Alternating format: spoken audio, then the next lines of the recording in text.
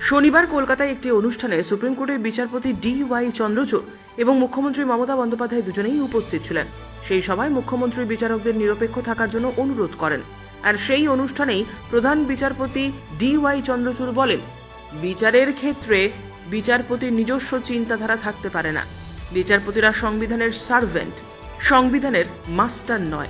ভালো লাগুক বা নাই লাগুক, সংবিধানের নৈতিকতা সম্মান করতে হবে, মানতে হবে। তিনি আরও বলেন, সংবিধানের সমস্ত গাইডলাইন অনুসরণ করেই বিচারের রায় দিতে হবে।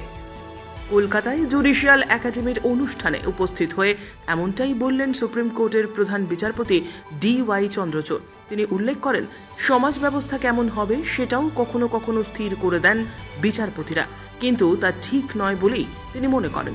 তিনি উল্লেখ করেন, প্রত্যেক ভারতীয় যাতে তার ইচ্ছে অনুযায়ী জীবনযাপন করতে পারে, এটাই সংবিধানের নৈতিকতার গুরুত্ব।